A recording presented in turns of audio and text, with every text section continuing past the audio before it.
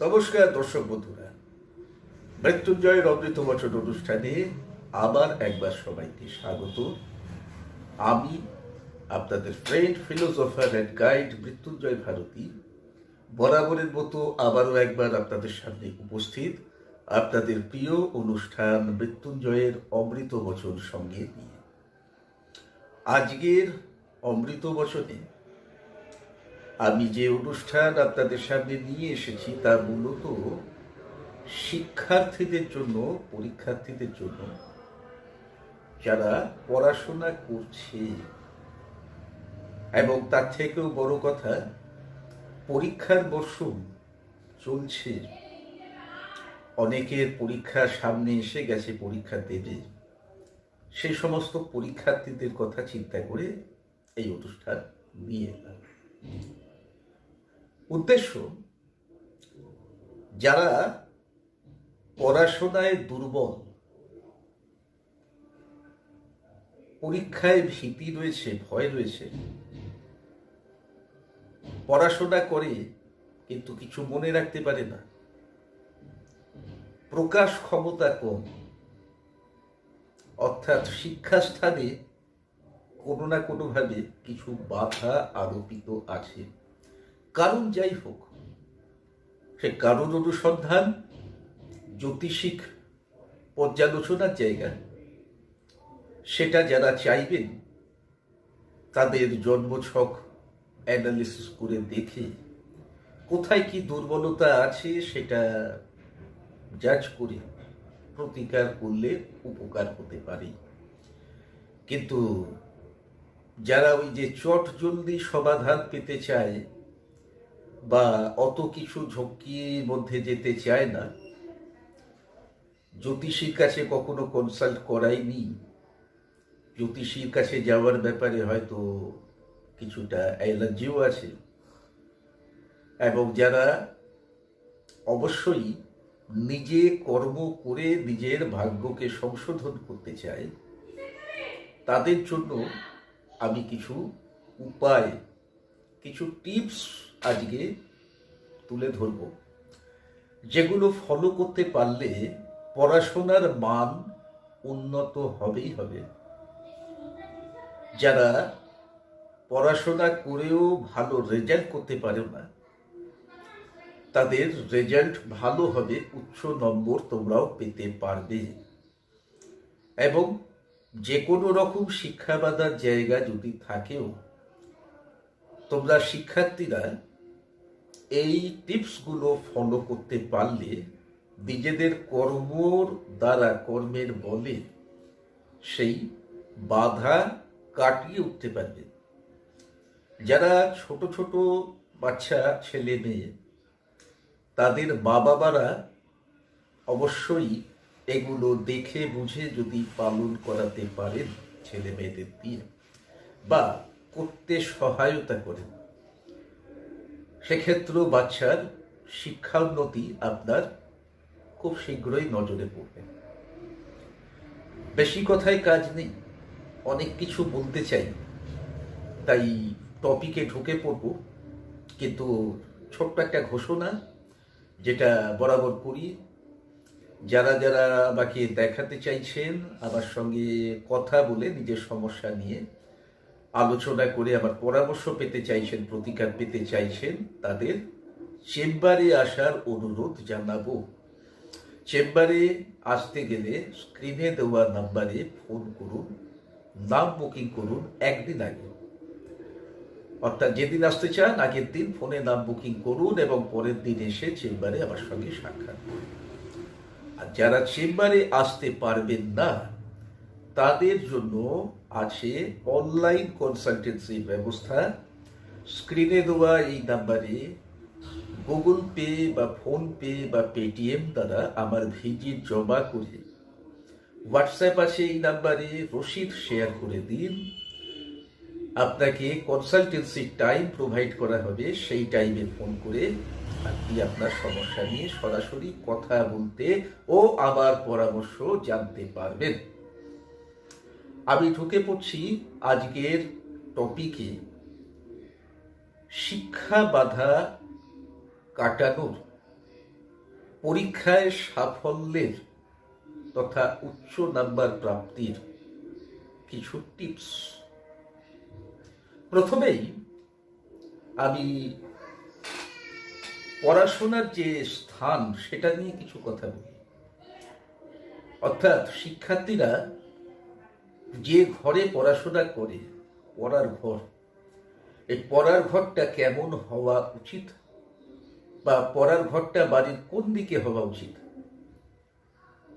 জেনে রাখো। উত্তর দিক বা পূর্ব দিক বা উত্তর পশ্চিম কোণ, এই তিনটে ডিরেকশন পড়ার ঘরের জন্য আইডিয়াল। এবারে আসছে এই ঘরটা কেমন হবে। ঘরটা ছোটই হোক বা বড়ই হোক সেটা কথা নয়, ঘরে যেন জানলা দরজা এমন হয় যাতে পর্যাপ্ত পরিমাণে হাওয়া বাতাস খেলতে পারে, এবং এই ঘরেতে উত্তর দিকে ও পূর্ব দিকে, বিশেষত পূর্ব দিকে জানলা থাকা একান্ত বাঞ্ছনীয়, যেখান দিয়ে সকালের রোদ ঘরে প্রবেশ করতে পারে। এবং এই জানলার বাইরে, পূর্ব দিকের জানলার বাইরে তুলসী গাছ থাকা খুব ভালো। তুলসীর হাওয়া চিত্তশুদ্ধিতে সহায়তা করে, যা ছাত্রদের মনোনিবেশের সহায়ক হয়, পড়াশোনায় মনোনিবেশের সহায়ক হয়। ঘরের রংটা কোনো চড়া রং ব্যবহার না করা ভালো, তার থেকে শুধু সাদা দেওয়াল ভালো। তবে কচি কলা পাতা রং বা হলুদ রং যদি দেওয়ালে করা যায় সেটা শিক্ষার্থীদের জন্য সহায়ক হবে। ঘরের দেওয়ালে পারলে একটা পাতা শুদ্ধ নিম গাছের ডাল ভেঙে এনে টাঙিয়ে রেখে দেওয়া উচিত। এতে ঘরের বাতাস শুদ্ধ হয়, পরিবেশ শুদ্ধ হয়। ছাত্ররা কেউ মাটিতে বসে পড়ে, কেউ চেয়ারে বসে পড়ে, কেউ সোফায় বসে পড়ে, কেউ খাটে বসে পড়ে, কেউ আবার শুয়ে পড়ে। তো আমি বলছি স্ট্রিক্টলি চেয়ার টেবিলে বসে পড়া ছাত্রদের অভ্যাস করা দরকার। তোমরা যারা যারা এটা করো এখন থেকে চেষ্টা করো চেয়ার টেবিলে বসে পড়া। প্রথম দু একদিন হয়তো অসুবিধে হবে, কিন্তু ক্রমে বুঝতে পারবে এতে করে পড়াশোনা ভালো হচ্ছে, সহজে বুঝতে পারছো এবং মনেও রাখতে পারছো। অভিভাবকরা যারা শুনছেন তারা এটা ফলো করাবার চেষ্টা করবেন। এবং এই যে চেয়ার টেবিলের আমি কথা বললাম, এটা আজকের দিনে রড আয়রন, প্লাস্টিক মানে পলিফাইবার ইত্যাদি বেশি দেখা যায়, কিন্তু কাঠের চেয়ার টেবিলের কোনো বিকল্প নেই। এবং শিক্ষার্থীর জন্য তো ছোট টেবিল একটা চেয়ার যথেষ্ট। এটা অন্তত কাঠের ব্যবহার করার চেষ্টা করা উচিত, তাতে সব দিক থেকে মঙ্গল। এই টেবিলের উপরে একটা সবুজ রঙের কাপড়ে ঢাকা রাখা উচিত। এই টেবিল জানলার কাছাকাছি হবে যাতে আলো আসে, কিন্তু এমনভাবে সিটিং অ্যারেঞ্জমেন্টটা হবে যাতে সামনের খোলা জানলা দিয়ে বাইরের দৃশ্য যে পড়ছে বিদ্যার্থীর নজরে না আসে, সেটা তাকে অন্য মনস্ক করে দিতে পারে, অন্যদিকে তার ফোকাস মারিয়ে দিতে পারে। যেমন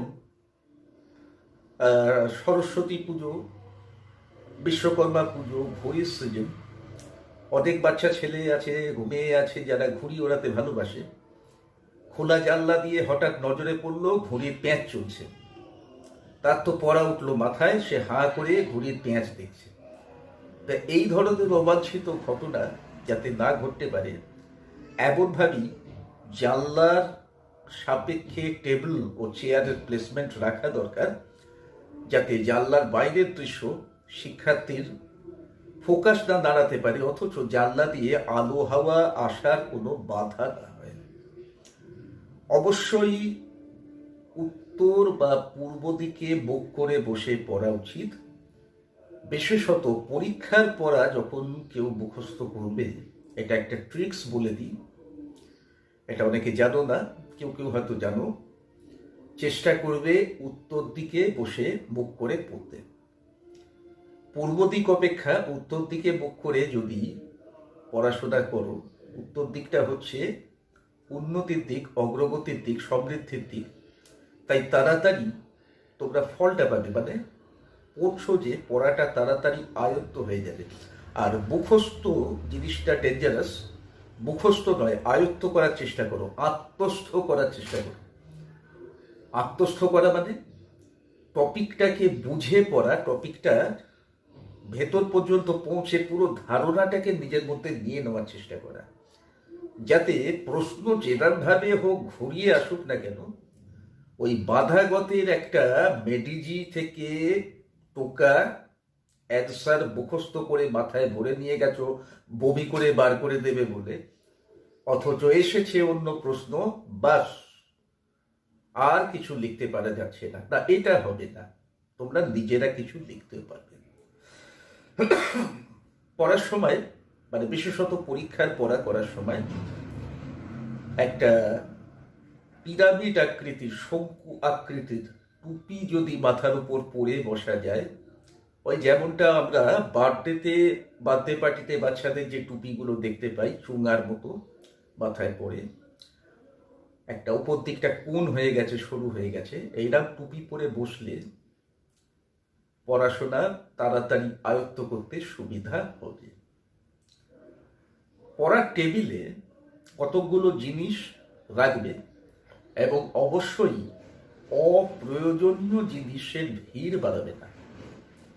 এমনকি যে বইটা পড়ছো না, সে বইটা ওখানে ডাব করে যেন না রাখা থাকে। বই রাখার জন্য একটা জায়গা থাকা দরকার। যখন যে বইটা পড়ছি সেই বইটা আমি পেরে নিয়ে এসে ওখানে বসে পড়বো, কোনো জিনিসপত্র, বই খাতা ইত্যাদির ভিড় ওখানে লেগে থাকবে না, মেলা লেগে থাকবে না। টেবিলে গণেশজি এবং মাতা সরস্বতীর ছবি বা মূর্তি রাখতেই হবে। যদি সম্ভব হয় দেবী নীল সরস্বতী উগ্রতারা, মাতা তারার একটি রূপ নীল সরস্বতী। আসলে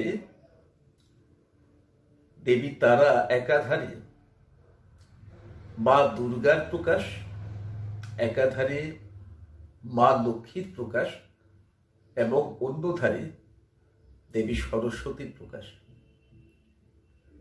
যেটা আমরা তারা সাধকেরা মেনে থাকি, বিশ্বাস করে থাকি। আমাদের জায়গাটা বললাম। তাই এখান থেকে নীল সরস্বতী উগ্র তারার ছবিও পড়ার টেবিলে রাখা যায় বা রাখা ভালো। এছাড়া একটা ছোট্ট টোটকা, বিশেষত তাদের জন্য যাদের কিছুতে পড়া মনে থাকে না, একটা কাঁচের গ্লাসে এক গ্লাস জল নিয়ে তাতে 2 চামচ নুন গুলে দিয়ে ঢাকা খোলা অবস্থায় টেবিলে রেখে দাও। তবে সাবধান যেন জলটা উল্টে পড়ে না যায়। তাই যারা একটু অসাবধান, একটু চঞ্চল গোছের, তাদের ক্ষেত্রে এক্ষেত্রে যত্ন নিয়ে দেখতে হবে কি করে এটা রাখলে পড়ার ভয় থাকবে না, নয়তো বিপত্তি বাড়বে, ভাঙা কাঁচে হাত পা কাটার ভয় থাকবে, ঘর নোংরা হবে। এই জলটা সপ্তাহে 1 দিন করে করে পাল্টে দিতে হবে। অর্থাৎ প্রতি সপ্তাহে 1 দিন এই কাঁচের গ্লাসে জল ভরে নুন গুলে সেটি টেবিলে রাখতে হবে। ওটি রাখা থাকবে, ওইভাবেই ওইখানে রাখা থাকবে, এবং ওই টেবিলে বসেই পড়াশোনা করতে হবে। এটি করলে পরে কিছুদিনের মধ্যে দেখতে পাওয়া যাবে যে যা পড়ছে, বাচ্চা যা পড়ছে, ভুলে যাওয়ার প্রবণতাটা তার থেকে কিছুটা কমে গেছে, বাচ্চা মনেও রাখতে পারছে। এবারে আমি একটা ছোট খোরাক নিয়ে কথা বলবো, খাবার ব্যাপার আর কি। আমি আগেও একটা অনুষ্ঠান করেছিলাম যে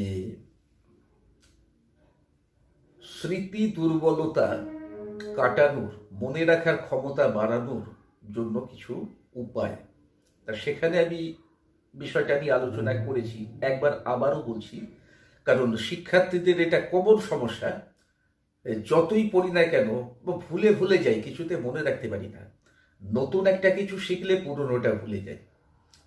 তা এটা ছাত্রছাত্রীদের ব্রেন পাওয়ারটা বাড়াতে সাহায্য করবে, মনে রাখার ক্ষমতাটা বাড়াতে সাহায্য করবে। কি করতে হবে? এক মুঠো কি দু মুঠো পরিমাণ, যে যতটা নিতে পারবে, সবুজ গোটা মুগ, যাকে মুগ কলাই বলি, যেটা দিয়ে তরকা রান্না করা হয়, এই মুগ কলাই ভেজানো, অঙ্কুরিত, যদি অঙ্কুরিত না পাওয়া যায় কিন্তু ভেজানো নরম হয়ে গিয়েছে সেরকম হলেও চলবে, তবে অঙ্কুরিত হলে বিশেষ ভালো।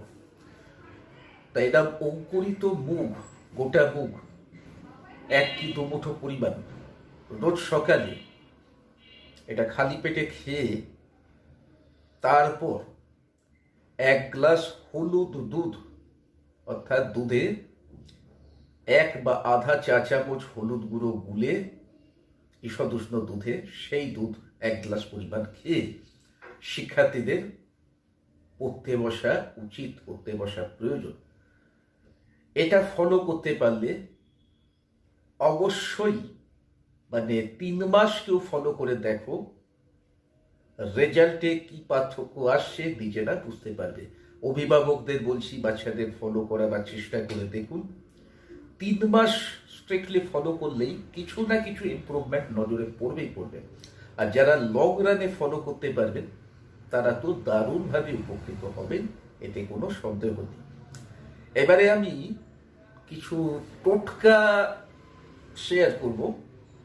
এই টোটকাগুলো শিক্ষা বাধা অপসারণ, শিক্ষার মান উন্নয়ন, পরীক্ষায় সাফল্য তথা উচ্চ নাম্বার প্রাপ্তি ইত্যাদির সহায়ক। যেমন প্রথমেই বলবো,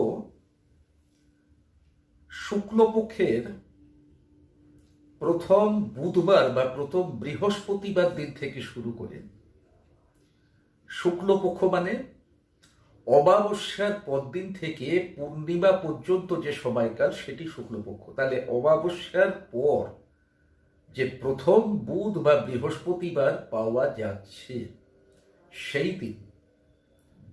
দিন থেকে শুরু করে ভোরবেলা সূর্যোদয়কালে বা সূর্যোদয় থেকে 1 ঘন্টার মধ্যে 2 ঘন্টার মধ্যে, বা সূর্যাস্তের আগে, সন্ধে নামার আগে, দুটোর মধ্যে যে কোনো একটা সময় একটি সতেজ নিখুঁত বট পাতা নিয়ে তাতে জল দিয়ে ডান হাতের অনামিকা আঙুল দিয়ে শিক্ষান্নতির প্রার্থনা লিখে, অর্থাৎ আবার শিক্ষাবাধা কেটে যাবে, বা আবার পড়াশোনার মান উন্নত হবে, বা আমি পরীক্ষায় উচ্চ নম্বর পাব, আমি পরীক্ষায় সসম্মানে উত্তীর্ণ হব, বা আমি র্যাঙ্ক হোল্ড করব,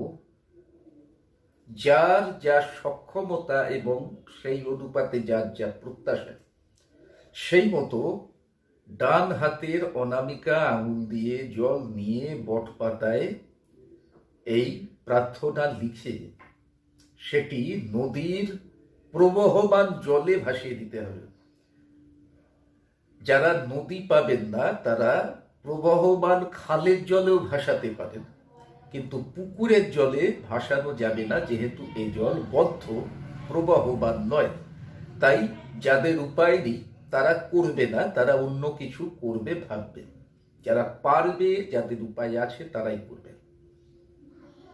আর কি করতে পারা যায়? এইরকমই শুক্লপক্ষের প্রথম বৃহস্পতিবার দিন থেকে যে কোনো ধর্মস্থানে, অর্থাৎ মন্দিরে, সেটা গাছতলার নিচে বাঁধানো বেদিতে কোনো খোলা মন্দিরও হতে পারে, আবার কোনো বড় মন্দিরও হতে পারে। যে কোনো ধর্মস্থানে, যে কোনো মন্দিরে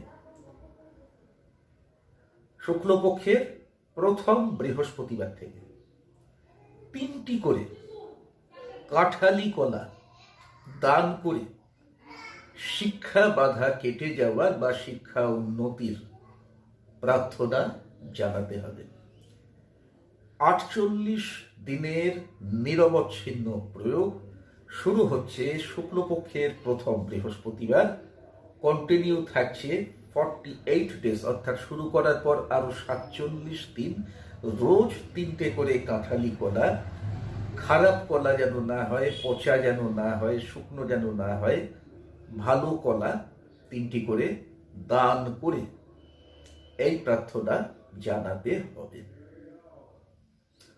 অনেকে আছে পার্টিকুলার কোনো না কোনো সাবজেক্ট নিয়ে একটু বিব্রত থাকে, মানে সেই সাবজেক্টটা তার হয়তো খুব একটা পছন্দের নয়, অথবা সেই সাবজেক্টটা সে কিছু বুঝতে পারে না, আয়ত্ত করতে অসুবিধে হয়। এরকম যাদের সমস্যা তাদের বলছি, ময়ূরের পালক নিয়ে রবিবার দিন বা বৃহস্পতিবার দিন ময়ূরের পালক নিয়ে সেই বইয়ের মধ্যে রেখে দাও। চাইলে ওই ময়ূরের পালক আগে ঠাকুরের কাছে রেখে, ঠাকুরকে পুজো করে ধূপ দেখিয়ে প্রার্থনা জানিয়ে, মা সরস্বতীর কাছে রেখে কি গণেশজির সামনে রেখে পুজো করে প্রার্থনা জানিয়ে তারপর সেই পালকটিকে বইয়ের মধ্যে রেখে দাও। যে বইটা কঠিন লাগে, যে সাবজেক্টটা কঠিন লাগে, ম্যাজিক দেখতে পাবে। সেই সাবজেক্টটা আর আগের মতো অত কঠিন বলে মনে হবে না। ক্রমে ক্রমে দেখবে তুমি সেই সাবজেক্ট কিন্তু আর 5টা সাবজেক্টের মতো হ্যান্ডেল করতে পারছো। যারা ছোট বাচ্চা তাদের অভিভাবকরা বাচ্চার দুর্বলতার জায়গা বুঝে কোনো সাবজেক্টের উপর এই প্রয়োগ করে দেখতে পারেন, সেখানেও বাচ্চার সাফল্য তারা বুঝতে পারবেন। যখন প্রসঙ্গ সাফল্যের এলো, আমরা জানি সাফল্য প্রদান করার যে এখতিয়ার, ক্ষমতা, সিদ্ধিদাতার হাতে, গণেশজির হাতে। আমি আগেই বলেছি পড়ার টেবিলে গণেশজির ছবি বা মূর্তি রাখার প্রয়োজন। তাই এবারে আমি বলছি গণেশজিকে কিভাবে পুজো করে নিজের শিক্ষান্নতি ঘটানো যাবে। শুক্লপক্ষের প্রথম বুধবার থেকে শুরু করে প্রতি বুধবার, কোনো বুধবার যেন বাদ না যায়, বা গণেশ চতুর্থী বা এই ধরনের কোনো ভালো তিথিতেও শুরু করা যেতে পারে, কিন্তু এরপর কন্টিনিউয়েশনটা প্রতি বুধবারে রাখতে হবে। কি করতে হবে? গণেশজিকে 21টি করে তাজা দুর্বা ঘাস নিবেদন করে, তাকে ধূপ দীপ দেখিয়ে পুজো করে, তার সামনে 21 বার এই মন্ত্র পাঠ করতে হবে। এছাড়া রোজ পড়াশোনা শুরু করার আগে এই মন্ত্র পাঠ করে পড়াশোনা শুরু করতে হবে 21 বারের জন্য। মন্ত্রটা নোট করো, স্ক্রিনে দিয়ে দিচ্ছি, দেখে দাও, দেখে খাতায় লিখে দাও যারা করবে বলে মনে করছো। ওম গং গণপতয়ে নমঃ মম সর্বাত্তম সিদ্ধি কুরু কুরু স্বাহা। আবার পড়ছি, ওম গং গণপতয়ে নমঃ মম সর্বাত্তম সিদ্ধি কুরু কুরু স্বাহা। এই মন্ত্র 21 বার পাঠ করতে হবে। এই দুর্বাঘাসগুলি একদিন গণেশজির সামনে থাকবে, পরের দিন এগুলিকে তুলে নিয়ে জায়গাটা পরিষ্কার করে জলে ফেলে দিতে হবে। এবার চলে আসি পরীক্ষায় ভালো ফলাফল করার প্রত্যাশা পূরণের একটা টোটকায়।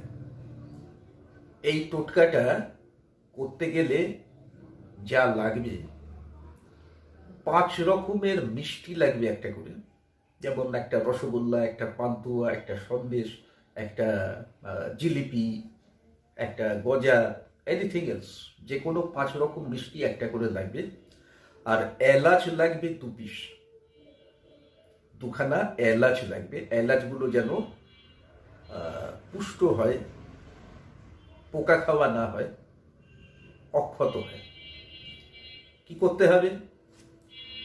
শুক্লপক্ষের প্রথম বৃহস্পতিবার থেকে শুরু করে পরপর 3টে বৃহস্পতিবার সূর্যাস্তের একটু আগে, ওই আধা ঘন্টা 15 মিনিট আগে যথেষ্ট, কোনো অশ্বত্থ গাছের গোড়ায় গিয়ে এই 5 রকমের মিষ্টি একটা করে এবং 2টো এলাচ তার সঙ্গে দিয়ে, অবশ্যই একটি কাগজের প্লেট বা কলা পাতা বা শাল পাতা, যাই হোক কিছু নিয়ে তার মধ্যে নিবেদন করা উচিত, মাটিতে দিয়ে দেওয়া উচিত না। সেগুলি রেখে ধূপ এবং মোমবাতি জ্বালিয়ে, অশ্বত্থ গাছকে আরতি করে সেখানে ধূপ এবং মোমবাতি লাগিয়ে দিয়ে নিজের মনোবাঞ্ছা নিবেদন করে সাফল্যের প্রার্থনা জানিয়ে, অর্থাৎ যাতে তুমি পরীক্ষায় ভালো রেজাল্ট করতে পারো, উচ্চ নাম্বার পেতে পারো, এই মনোবাঞ্ছা নিবেদন করে পিছন ফিরে না দেখে ফিরে আসতে হবে। তাহলে বোঝা যাচ্ছে শুরু থেকে 3 বার প্রয়োগ করতে 21 দিনের ডিফারেন্স প্রয়োজন। তো পরীক্ষা শুরু হওয়ার আগে সাফিসিয়েন্ট সময় বাকি থাকা দরকার, তবে এই প্রয়োগটা চালু করে লাভ আছে। যারা পরীক্ষা বর্তমানে দিচ্ছ বা পরীক্ষা যা শুরু হতে চলেছে, তারা এখন এই প্রয়োগটা করার কথা ভেবো না। তারা বাকি বিকল্প টিপসগুলোর মধ্যে থেকে কোনো টিপস বেছে নিয়ে সেটা পালন করতে পারে। আর কি করা উচিত বা করা যায়? এই যে মা সরস্বতীর ছবি রাখতে বলা হয়েছে, তো সেক্ষেত্রে পড়াশোনা শুরু করার আগে 21 বার সরস্বতীর মন্ত্র বা সরস্বতীর মন্ত্র পাঠ করে নিতে পারলে খুব ভালো হয়। 21 বার গণেশজির মন্ত্র, 21 বার মা সরস্বতীর মন্ত্র। মন্ত্র একটা দিয়ে দিচ্ছি, স্ক্রিনে দেখো এবং থামিয়ে লিখে রাখো। ওম ঐং হ্রিং ক্লিং মহাসরস্বতী দিব্যৈ নমঃ। আবার বলছি, ওম ঐং হ্রিং ক্লিং মহাসরস্বতী দিব্যৈ নমঃ। এই মন্ত্র 21 বার পাঠ করে পড়াশোনার কাজ শুরু করে দেখো। কিছুকাল এই টিপসগুলো ফলো করতে পারলে আমি গ্যারান্টি দিচ্ছি একটুখানি হলো উন্নতির জায়গা বুঝবে। যারা সদিচ্ছা রাখো, কিছু করতে চাও, নিজের সক্ষমতায় কর্ম দিয়ে নিজের ভাগ্যকে জয় করতে চাও, তারা অবশ্যই ট্রাই করো।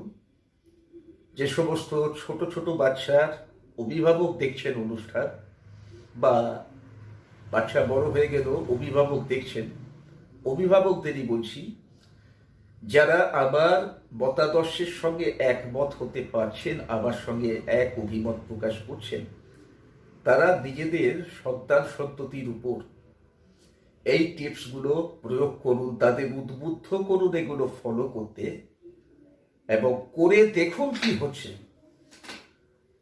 কোনো ব্যয়ের তো জায়গা নেই, কাউকে কোনো টাকা পয়সা আপনাকে দিতেও হচ্ছে না, খরচাও করতে হচ্ছে না। তো সুতরাং করতে কোনো অসুবিধে নেই। আর এমন কিছু সময়ও এটা নেয় না যে সময় নষ্ট হবে। সদিচ্ছা থাকা জরুরি, রেজাল্ট কিন্তু হবেই হবে, পাবেনই পাবেন।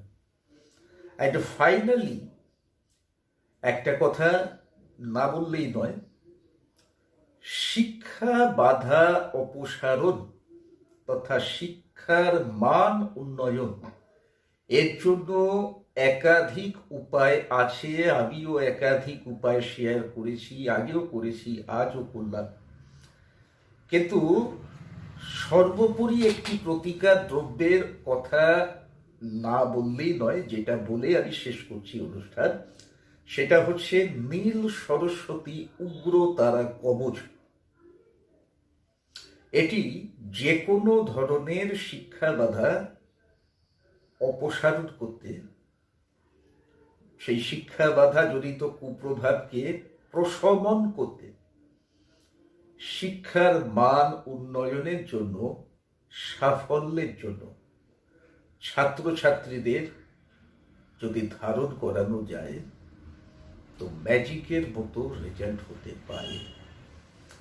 যারা যারা এটা করেছে তারা এটা জানে, যারা করেনি বা পরিচিত কেউ করেনি তারা তাদের থেকে বলে জায়গাটা বোঝানো বা বিশ্বাস করানো যাবে না। বিশ্বাসটা তো নিজের জায়গা, বিশ্বাস আমি কাউকে জোর করে করাতে চাই না।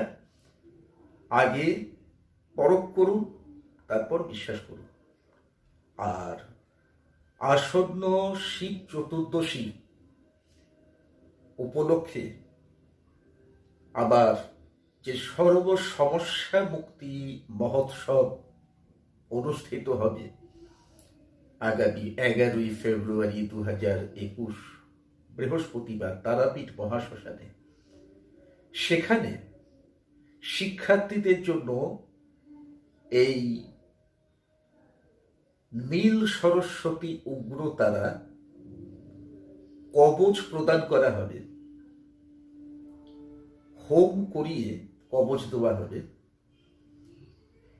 শুধুমাত্র দুস্থ, আর্থিকভাবে অক্ষম শ্রেণীর মানুষদের সহায়তায় নামমাত্র খরচে মাত্র 3,000 টাকা ব্যয়ে এই নীল সরস্বতী উগ্রতারা হোম করে নীল সরস্বতী উগ্রতারা কবচ আপনি পেতে পারেন, আপনার সন্তানের জন্য সংগ্রহ করতে পারেন, বা যারা শিক্ষার্থী বড় হয়ে গেছো নিজেরা দেখছো অনুষ্ঠান, তোমরা সংগ্রহ করতে পারো।